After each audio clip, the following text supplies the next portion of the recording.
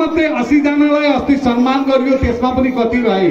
लखिमपुरमा 100 कति 40 जनालाई सम्मान गरियो, सबै 85 भन्दा माथि पर्सेन्टेज भएको। यो राम्रो लक्षण हो। हाम्रो नानीहरू सुध्रिएको छ, अर्थात् हाम्रो अभिभावकमा पनि केही जोश र जाँगर नआएको होइन, आएको छ। त्यसैले भन्छन् पर्सनालिटी डेभलपमेन्ट हुन थालेको छ। तर अब कुरा के, सर्वप्रथम त यी सब कार्य गर्नलाई धेरै दुःख, धेरै मेहनत, धेरै त्याग अनि धेरै भावना अनि धेरै जातिपतिको आफ्नो दायित्व बोध त्यो भयो भने मात्रै यस्ता कार्यक्रमहरू हुन्छन्। नत्र भने भाइ अनुपले बाहिर गएर पनि यो गर्न सक्थ्यो होला, अथवा नगरिकन हामी अरू चाहिँ बस्दा पनि त हुन्थ्यो होला। तर यी नानीहरूलाई भेला गरेर यसो गर्नुको अर्थ हामीबाट पनि कुनै त्यस्तो प्रतिभाको सृजना होस्, भोलिको दिनमा यो समाजलाई, यस राष्ट्रलाई, यस जातिलाई दोहोर्याएर लैजाने जिम्मेवारी यिनै नानीहरूमा छ कि होइन? हो कि होइन? हो। हामी सचेत हुनुपर्छ। हाम्रो विशेष गरी अभिभावक वर्ग, हामी जसरी धार्मिक क्षेत्रमा छौं, हामी जसरी सामाजिक क्षेत्रमा छौं, हामी जसरी शिक्षाको क्षेत्रमा छौं, त्यसै गरी आफ्नो भाषा, साहित्य र संस्कृतिको क्षेत्रमा पनि पारंगत भयौं भने मात्रै एउटा पूर्णाङ्ग जातिको रूपमा हामीलाई अरूहरूले चिन्दछन्। नत्र भने जाति हराउँछ, अस्ताउँछ। अब पर्सनालिटी डेभलपमेन्ट गर्न हेर्नु, म एउटा सानो उदाहरण दिन्छु। एक थरीका जो पिताहरू हुनुहुन्थ्यो, गाउँका अभिभावकहरू हुनुहुन्थ्यो, ज्येष्ठजन जो हुनुहुन्थ्यो, जसले सबै कार्य गर्नुहुन्थ्यो, जस्तो विवाहमा जन्त जाने कार्यमा गाडीमा बसिदिने, जन्तीहरू छानेर लैजाने, जन्तीलाई टीका लगाइदिने, जन्तीमा भात खरौ बनेर गइदिने, अनि वहाँ गएर भित्र गाउँबाट गएर एउटा नेसनल प्रोग्राम गर्न सफल भए। कसले गर्दा? अभिभावकले गर्दा। अभिभावकहरू सचेत भएर आज समग्र असममा हाम्रो जुन रिजल्ट छ, गोर्खाली नानीहरूको जुन रिजल्ट हो, हाम्रो विश्लेषण गर्नुभएको छ र त्यो विषय लिएर म अब यहाँलाई समय नगरेर हातमा किताब पढेको छ र यहाँहरूले आफैले गर्नुहुनेछ भन्ने म यहाँहरूलाई आसामी नेपाली भन्ने त्यसमा मोती राम भट्टको जयन्ती गरेको यिनी मनोबारीमा थियो। त्यो कुरा त्यहाँ समावेश गरिएको छ। पहिलोचोटि आसाममा सायद मोतीराम भट्टको यहाँ जयन्ती हुनु मुनाबारीले भाग्य पाएको थियो। त्यो मैले त्यहाँ त्यसमा मैले त्यो कुरा उल्लेख गरेको छु। र त्यसै गरी यसमा म भन्दै जाँदैछु, यहाँ के हुन्थ्यो भने मेरा परम गुरु कमलानारायण आचार्य, जसको म प्रणिपात गर्दै भन्दैछु, उहाँको म शिष्य हुँ र उहाँलाई अहिले म थाम जति पुस्तक यो गाउँमा छापिएर थिएँ। पण्डित चुडामणि ढकालज्यूले त्यो काम गर्नुभएको थियो र यहाँ साहित्यको सिर्जना त्यतिखेर भइरहेछ। साथै ज्येष्ठ साहित्यिक रामानन्द शर्माले, त्यसै गरी हाम्रो माधव शर्माले यस्तो नाटकहरू यहाँ आफै लेखेर पनि नाटकहरू मञ्चस्थ पनि भएका थिए। अरू छुट्टै कुरा यहाँ अरू रामायणको कुरा कथा लिएर यहाँ एकचोटि सांस्कृतिक त्यस्तै कार्यक्रम भइरहेछ, जसमा कि मैले त्यो अग्रणी गोर्खामा त्यो कुरालाई अलिकति त्यहाँ छाइरहेको छु मनोबारीको विषय लिएर। र अब त्यो 13 थान पुस्तक गर्नु पर्यो। यो मुक्तकको यो सिङ्गो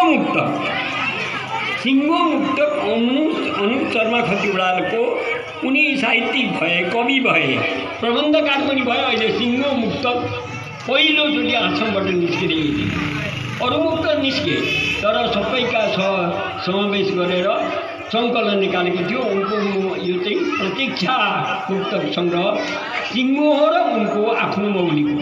त्यसै कारणले यो अब मुक्तक पढेर यहाँहरूले कस्तो अनुभव गर्नुहुन्छ, कस्ता खाले मुक्तक छन्, त्यो चाहिँ यहाँ पाठकको कुरा हो र यसलाई मैले विमोचन गरेँ भनेर मैले घोषणा गरेँ। धन्यवाद। यो गोष्ठी पनि मिलियन भइसकेको देख्दा म अति गौरव गर्दछु। किनभनेदेखि यो गाउँसँग मेरो वात्सल्य अर्थात् शिशु मेरो जान्ने बुझ्ने भएदेखिको सम्बन्ध हो र मेरा सबै नै आफ्नै मान्छे हुनुहुन्छ। जे माधव खतिवडा जुन हो मेरो निजै काका छोरो भाइ हो। अब खतिवडा वंश मेरो हो, खतिवडासँग सम्बन्धित वंश सबै चम्लगाई मेरा हुन्। आचार्यसँग पनि सम्पर्क छ हामीहरूको मेरो हो। यी तीनवटा विशेष गरेर चाहिँ तीनवटा जुन थरका व्यक्तिहरू छन् तिनीहरू मेरो त्यही सम्बन्धीय व्यक्ति हुनाले यो गाउँसँग म आफ्नो भएर अघिदेखि म जोडिन पुगेको थिएँ, यहाँ आउँदथेँ। यो ठाउँमा यो गरमबन्दको समयमा यो काउन्सेलिङ व्यक्तित्व विकास शिविर यसरी हाम्रो बिचमा हुनु, हाम्रो गोर्खा समाजमा हुनु यो एउटा आफैमा आफ्मा बहुत ठुलो कुरो हो। त्यसकारणले म भन्दछु यो सभा अत्यन्त एउटा गौरवमय सभा, व्यक्तित्व विकास सभा। यसको श्रेय सम्मानीय हाम्रा भाइ अनुप शर्माज्यू र कमलनयन संस्कृति गोष्ठीलाई जान्छ। र म एउटा कुरा भन्न चाहन्छु, यो काउन्सिलिङको क्षेत्रमा व्यक्तित्व विकासको क्षेत्रमा यहाँ पूर्व वक्ताहरूले भनिसक्नु भएको छ। म सानसाना नानीहरूको उद्देश्य अगाडि राखेर म हाम्रा बाबुआमाहरूलाई भन्न चाहन्छु, यहाँहरूलाई निर्माण गर्ने दायित्व किन्तु सुरुमै तपाईँहरूकै हुनुपर्दछ। यसको दायित्व सम्पूर्ण तपाईँहरूकै हुनुपर्दछ। किनभने यी नानीहरू आजको तारिकमा देवशिशु, यसको पहिलो शिक्षा गुरु घरका बाबुआमा नै हुन्छन्। बाबुआमाले जतापट्टि मर्काउनुहुन्छ त्यतैपट्टि ढल्किन्छन् यी नानीहरू। त्यसकारणले गर्दाखेरि आजको तारिकमा यी नानीहरू पहिले यहाँनिर बस्दाखेरि कति राम्ररी श्रृङ्खलाबद्ध रूपले बसेका थिए, पछि जाँदै गएपछि अहिले यसरी विशृङ्खला भए। यिनीहरूलाई राम्ररी हामीले सम्हाल्नु, राम्ररी एउटा गाइडेन्स दिनु, केरियर दिनु यो बाबुआमाको सर्वप्रथम कर्तव्य पर्छ। त्यसको साथसाथै जातिको लागि आजको तारिकमा पूर्व वक्ता हाम्रो आदरणीय विनोद खनालज्यूले भनिसक्नु भएको छ, यो व्यक्तित्व शिविर न केवल केटाकेटीको लागि हो, ठुलाको लागि पनि हो। एउटा प्रतिभा विकास गर्नु, आफूमा एउटा प्रतिभा विकास गर्नु समाजको लागि मात्रै होइन, यो देशको लागि जातिको लागि पनि बहुत ठुलो कुरो हो। त्यसकारणले गर्दाखेरि यी भाइहरू, यी जुन भाइहरू यहाँनिर काउन्सिलिङमा यो डेभलपमेन्ट यो पर्सनालिटी डेभलपमेन्टमा भाग लिए, यिनीहरूको प्रतिभा के छ यो कुराहरू जान्नु अत्यन्त आवश्यक छ। केवल मात्र पढा मात्रै भनेर हुँदैन, यिनीहरूको अन्य कुनै लाइनमा पनि आफ्नो दक्षता छ कि त्यो पनि ख्याल गर्नुपर्दछ। जस्तो अलिकति अघि यहाँ बक्सिङ कति राम्ररी देख्यौँ हामीले, बक्सिङमा पनि हाम्रो भाइहरूको यो कुराहरू सर्वप्रथम त म फेरि भन्दैछु बाबा आमाहरूले यसलाई ध्यान दिनुपर्दछ।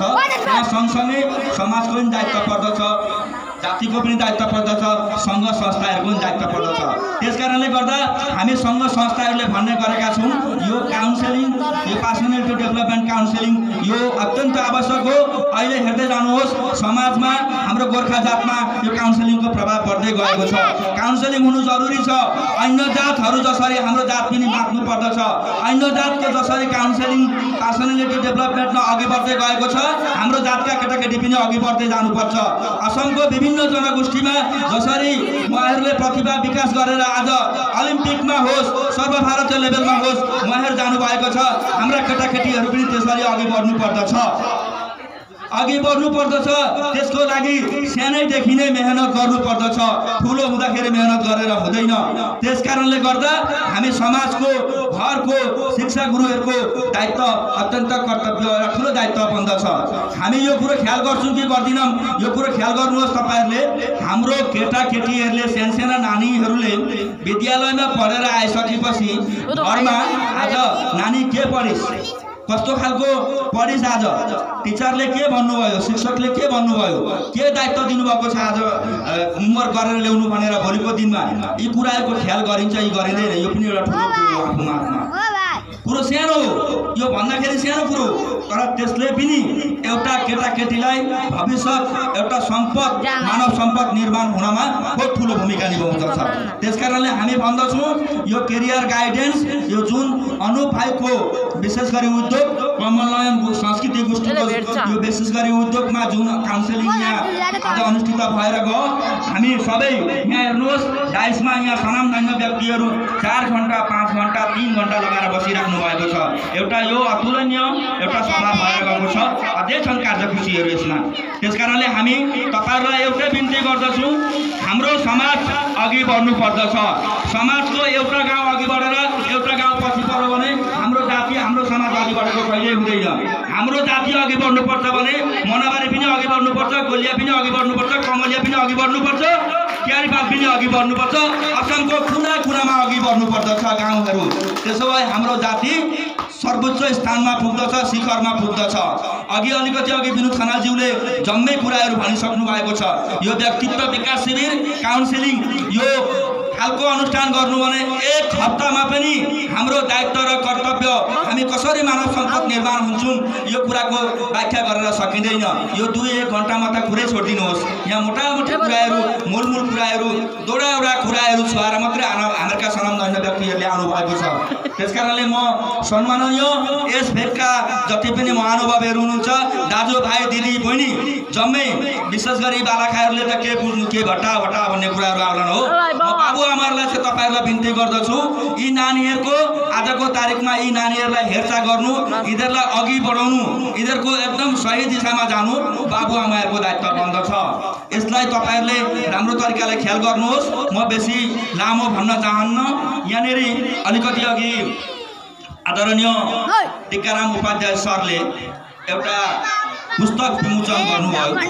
तपाईहरुकै सन्तान, यस गाउँकै सन्तान, हामी सबैका सन्तान अनुप खतिवडा शर्माज्यूको मुक्तक हो।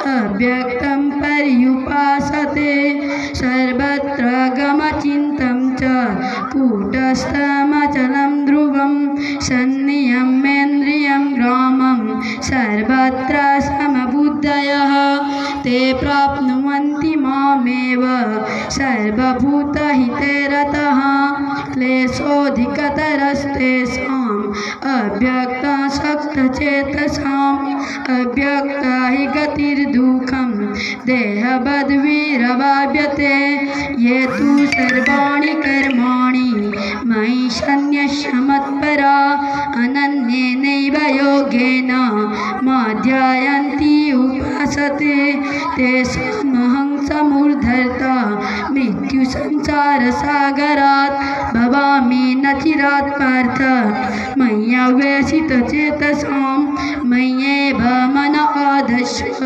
मयि बुद्धि निवेशय अनन्येनैव योगेन माध्यायन्ति उपासते। नमस्कार।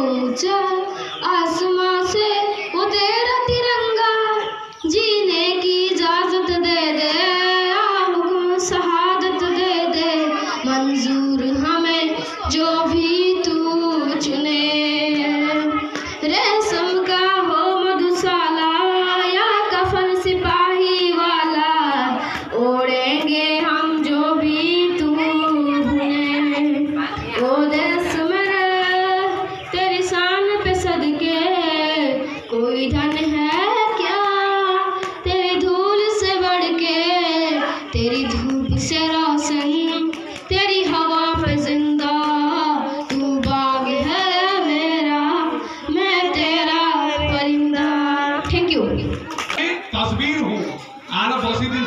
ठ्याक्क हेरिदिन्छौँ। त्यही हो हाम्रो अरूको काम।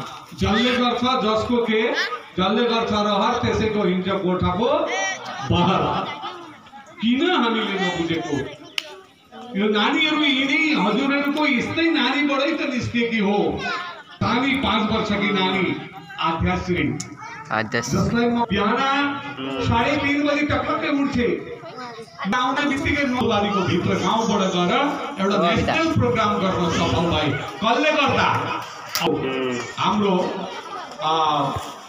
एचएस एक्जामिनेसनको र एसएसएलसी एक्जामिनेसनको जुन परीक्षाको फलाफल हो, जुन रिजल्ट हो, यति सुन्दर छ। गहपुरमा मात्रै 80 जनालाई अस्ति सम्मान गरियो, त्यसमा पनि कति रहे। लखिमपुरमा 100 कति 40 जनालाई सम्मान गरियो। सबै 85 भन्दा माथि पर्सेन्टेज भएको। यो राम्रो लक्षण। सर्वप्रथम त यी सब कार्य गर्नलाई धेरै दुःख, धेरै मेहनत, धेरै त्याग अनि धेरै भावना अनि धेरै जातिपतिको आफ्नो वर्षा पनि त हुन्थ्यो होला। तर यी नानीहरूलाई भेला गरेर यसो गर्नुको अर्थ हामीबाट पनि कुनै त्यस्तो प्रतिभाको सृजना होस्। भोलिको दिनमा यो समाजलाई, यस राष्ट्रलाई, यस जातिलाई दोहोर्याएर लैजाने जिम्मेवारी यिनै नानीहरूमा छ कि होइन? हो कि होइन? हो। हामी सचेत हुनुपर्छ। हाम्रो विशेष गरी अभिभावक वर्ग, हामी जसरी धार्मिक क्षेत्रमा छौँ, हामी जसरी सामाजिक, नत्र भने जाति हराउँछ, अस्ताउँछ। अब पर्सनालिटी डेभलपमेन्ट गर्न हेर्नु, म एउटा सानो उदाहरण दिन्छु। एक थरीका जो हुनुहुन्थ्यो, गाउँका अभिभावकहरू हुनुहुन्थ्यो, ज्येष्ठजन जो हुनुहुन्थ्यो, जसले सबै कार्य गर्नुहुन्छ। जस्तो विवाहमा जन्त जाने कार्यमा गाडीमा बसिदिने, जन्तीहरू छानेर लैजाने, जन्तीलाई टिका लगाइदिने, जन्तीमा भाउको आफ्नो एरियाको प्रतिनिधित्व गर्नुहुन्थ्यो श्लोकहरू भनेर। पवित्र श्लोकले विवाहको गाउँको नाम रोशन गर्ने चलन थियो। त्यो सबै त्यहाँ उहाँहरू हराउँदै जानुभयो। म विवाहको क्षेत्रको कुरा गर्दैछु। अनि अब आएर मृत कार्यमा एउटा मान्छेलाई सद्गति गर्न लाँदाखेरि के कार्य गर्नुपर्ने, त्यो कार्य त आमाहरूलाई थाहा छैन के हुन्छ। आमाहरूलाई थाहा, हाम्रातिर चाहिँ थाहा हुँदैन। आमा दिदीबहिनीलाई पटक्कै थाहा हुँदैन, किनभने उहाँहरू संस्कार गर्ने ठाउँमा जानुहुन्न। गए पनि बुजुर्गहरूलाई जो आदरणीय थिए, जो सम्माननीय थिए, जो समाजका स्रष्टा द्रष्टा थिए। अब ती बुजुर्गहरूको धामवास भइसकेपछि अब रहेकाले के गर्दै हुनुहुन्छ र यी नयाँ प्रजन्मले कसरी जान्नुहुन्छ मर्दाखेरि गर्ने त्यो जुन कर्म हो, त्यहाँबाट कसरी के यो चाङ कसरी बनाएर लैजाने, कसरी उहाँ लगेर राख, कतिवटा काठ लगाई बन्न गर्न सकिन्छ, त्यस विधामा कसैले केही सोचेको मलाई छ जस्तो लाग्दैन। अहिले त अब यो जेनेरेसन बुढो ठाडो मान्छे सकिएपछि यो नयाँ जेनेरेसनले के गर्ला त? हाम्रो पालीमा लगेर थपक्क थोप्रिउँछन्, काठ थोप्रिएर माथि राखेर आगो लगाइदिँदा संस्कार हुन्छ त? त्यसमा एउटा विज्ञान सम्मत कुराहरू राखिएको छ। त्यहाँ कुराहरू धेरै हुन्छन्। चिताको 3वटा भाग हुन्छ। तलकालाई एकदम माटोकालाई ची भन्छ, माझा मान्छे सुताउने ठाउँलाई चिता भन्छ, माथिकालाई सोला भन्छ। अनि त्यो चाङलाई के भन्छ भन्नु भने सायदै अर्थे मान्छेलाई मर्दाखेरि सुताएर लाने बाँसको चाङलाई के भन्छ? अर्थी। अब ती थोडा बाँस हुन्छन् जुन, त्यो बाँस कति लामो हुन्छ, कति हात हुन्छ, कति हात हुन्छ, कति 6 होइन। तिनीहरू नानीहरूलाई थाहै छैन, म ठुलालाई सोद्धा पनि थाहा छैन। 8 हातै हुन्छ त्यो बाँस, 8 हातै हुन्छ। अनि त्यो भाटा लगाएको हुन्छ 10वटा नपार्नु, त्यो संख्या राम्रो होइन भनेर। अब ती थोडा बाँसलाई के भनेर जानिन्छ भन्नु त? के भनिन्छ? यो पर्सनालिटी डेभलपमेन्ट क्याम्प हो र मैले भनेको ती दुई भनिन्छ। लाग्दैन भन्छन् नि। अब टेर्दैन मूर्ख भयो भने लाग्दैन भनेको त्यो काँधी काठ भनेको मान्छे मरेर लाँदा त्यो जुन बाँस हुन्छ बोक्ने त्यसलाई काठ भनिन्छ। त्यति बेला त्यो बाँस पनि काठमा गल्ती हुन्छ, त्यसलाई काँधी काठ भनिन्छ। बिहेमा व्यवहार गरिनेलाई लाजा भनिन्छ। मर्दा व्यवहार गर्नलाई लाजा भन्दैनन्, त्यसलाई लाया भनिन्छ। के भनिन्छ? लाया। लाया। अनि त्यो जुन चाहिँ पैसा छर्दै लान्छन् नि, अहिले मान्छेको समय छैन। पैसा बिहान बिग्रिएदेखि पहिला यस्तो हुन्छ, पैसा गर्दा गर्दा 12-1 बजी पैसा गरेर ऊ कतै समय देख्दैन, खाली पैसामा कुदेको छ। त्यही र मर्दाखेरि ती पैसा बाँडेको छ त पैसा भन्थिस् नि, केही हुँदैन पैसाले। हेर यहाँ छर्किँदै जुटेर लागि लैजा सक्छ, त्यही भनेर त्यो छरेको। त्यसैलाई भन्छन्, हामी भन्छौँ नि रिसुतो भने टिलो भनेर, त्यसको टिलो भन्छौँ नि। त्यो मर्दा बाटोमा छर्ने पैसालाई टिलो भन्छन्। के भन्छन्? टिलो। त्यो पैसालाई टिलो भन्छन्। अनि ग्रह काट्ने जुन यो राखिन्छ, एउटा कटारी हुन्छ नि, वा कुनै लोहा राखिन्छ ग्रह काट्नलाई, त्यसलाई पनि टिलो भन्छन्। यो भयो। अब मान्छे मर्दा त्यो छातीमा एउटा पोको राखेको हुन्छ, चामलको पोको, एक मानु चामल, त्यसलाई के भन्छन्? त्यसलाई भुर्की भन्छन्। तर यी प्रत्येक कुरा यी नानीहरूले जानेको हुनुपर्छ। अनि क्रियापुत्रीले लाउने ती लुगालाई के भन्छन्? 16 जुन संस्कार छ, 16 संस्कारभित्र पर्ने एउटा मृत संस्कार पनि हो। आमेरमा फ्याँक्नु, गाड्नु, पोल्नु त्यस्तो भन्दैनन्। कहाँ गइस् भन्दा अमुकालाई सद्गति दिएर आएको, सद्गति गरेर आएको। अब मलमा गएर आएको भन्छन्। मलमा गएर आएको भनेको के हो? यहाँ विद्वान बस्नु भएको छ।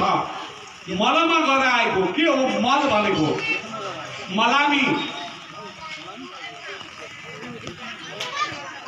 शब्द भएको मलाखी शब्द, तामाङ शब्दमा मलाखी भनेको कार्य सम्पन्न गर्ने व्यक्ति, सम्पूर्ण कार्य सिद्ध गर्ने व्यक्तिलाई मलाखी, त्यही सम्पूर्ण यो त्यसको जीवनको अन्तिम पर्यायको पूर्णता प्रदान गर्ने व्यक्ति मलामी।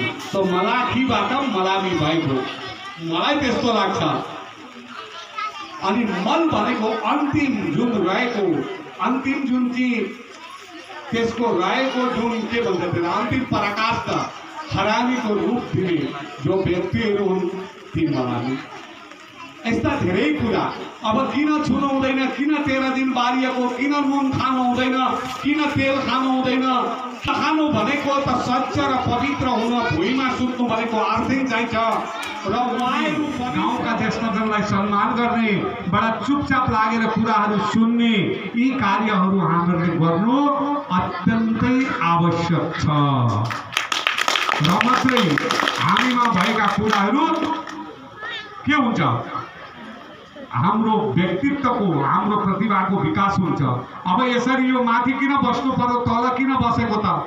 तपाईहरुलाई यता माथि राखेर व्यक्तित्व विकास गर्ने हाम्रा जुन नानीहरूलाई माथि राखेर यहाँ आएको पनि खाली भाँडाबाट यसो खनाउँदा त्यो भरि भाँडाबाट खाली भाँडामा आउँछ त? आउँदैन। सधैँ भरिएको भाँडो माथि हुन्छ, खाली भाँडो तल हुन्छ। तल थापियो भने मात्रै माथिबाट पर्छ। त्यही कारणले ज्ञानी, गुणी, वयोज्येष्ठ, सनामधन्य व्यक्तित्वहरू माथि बस्नुहुन्छ। तल बसेकाहरूले ज्ञान, गरिमा, विद्या, बुद्धि, यश, कृतिहरू लिनको लागि तल बसिन्छ। न केवल यहाँ ठुलाहरूलाई त्यसै राखेको हुँदैन, यसमा पनि विज्ञानसम्मत कुराहरू छ। जस्तो एउटा बाल्टी, कुवामा हामीहरूले बाल्टीलाई छोडिदिउँ, हाल्यौँ। अब पानीको छेउमा गएर त्यो बाल्टीले म झुक्दिनँ कि को मैया तसित यो गर्ने हो भनेर पानीसित न्यु खोज्यो भने त बाल्टी त खाली नै बनाउँछ। पानीमा नृत्य अथाह छ। यो आकाशभन्दा विशाल, सागरभन्दा गहिरो हाम्रो भाषा, साहित्य, संस्कृति छ। भाषा र साहित्यमा हामी धेरै धनी छौँ नेपालीहरू। भन्नुहोस् न, अङ्ग्रेजीले लितिक, पितिक, कक्रे, कुक्रुक, सिरिङ्ग, जिरिङ्ग के हो अङ्ग्रेजीमा? भन्नुहोस्, सक्ला अङ्ग्रेजीले भन्न? एउटै कुरो म भनिदिन्छु, तोडको, पुवाल, ओडार, खाल्डो, फोबिन्टो, छिड, दुलो, भडखाल्दो अङ्ग्रेजीमा के भन्छ भन्नुभने केही पनि छैन। अरू भाषामा पनि छैन, हाम्रो रैथाने भाषाहरूमा पनि पाइँदैन। भाषामा सबैभन्दा धनी हामी गोर्खालीहरू छौँ। चाइनामा पनि हामी सबैभन्दा धनी छौँ। आमाजू, मामाजू, माइजू, हेर्नु जिउ लगाएर भनेको छ। छैन? सानी आमा आमा लगाएको छ, ठुली आमा आमा लगाएको छ। कस्तो राम्रो दाजुलाई दा लगाएर जिउ लगाएको छ पछाडि, कस्तो राम्रो। अब बोलाउँदा हजुर हजुर भन्ने जुन एउटै मात्रै जाति छ होला हाम्रो जाति, हजुर शब्दको एकदम ठेट अर्थ निकाल्ने हो भने महाशय। हजुर बोलाउने बित्तिकै हजुर भन्नुको अर्थ महाशय भनेको बुझिन्छ। कस्तो राम्रो। हाम्रो अरूको जस्तो के है गइछु त्यो हुँदैन हाम्रो। हजुर म आउँदैछु हजुर। यी कुराहरू हामी धेरै धनी छौँ, तर हामी कहिलेकाहीँ बिर्सिँदा बिर्सिँदै बिर्सिँदा बिर्सिँदै जान्दा जान्दै सबै थोक बिर्सिन्छौँ। केवल घरले हामीलाई समातेर राख्छ। कोही मर्नेले केही लगेको मैले देखिया छैन। कात्रामा गोजी पनि हुँदैन, कहाँ लानु र केही छोड्नुपर्छ। र मलाई लाग्छ राम्रो कार्य गरेदेखि यो समाजमा धेरै कुराहरू छोड्न सकिन्छ। अब नृत्यका कुरा त गर्नु भने धेरै कुराहरू, स्टेपिङहरू, धेरै ढाँचाहरू धेरै यहाँ नानीहरूलाई सिकाउन सकिन्थ्यो। तर पनि आउँदा दिनमा मलाई लाग्छ केवल यो क्लास 8, 9, 10 का सम्म नानीहरू नभएर युनिभर्सिटी लेभलका सम्म नानीहरू सबैलाई राखेर हामीले पर्सनालिटी डेभलपमेन्ट क्याम्प गर्नुपर्छ। अरू जातिले गरम बन्दमा छुट्टी भयो भने नानीहरूलाई पर्सनालिटी डेभलपमेन्ट क्याम्पमा पढाउँछ। बरगीत শিকাবলৈ পঠাইছো ছোৱালীজনী, বিহু নাচিবলৈ গৈছে। এই ক্লাছিকেল শিকি আছে নহয়। हाम्रो कहाँ गयो भन्नु? सानीमा कहाँ गयो? माउल कहाँ गयो? ठुलेमा काँडो हुन्छ। बल्ल यहाँ थालेको छ। यो थालनी भएको देखेर मलाई गदगद लागेको छ। अब यहाँ धेरै मान्छे भेला भएर धेरै के हो के हुनु त मलाई जरुरी छ जस्तो पनि लाग्दैन, किनभने यो नानीहरूको लागि व्यक्तित्व विकासको लागि गरेको हो। अनि नानीहरूले यो पनि सिक्नु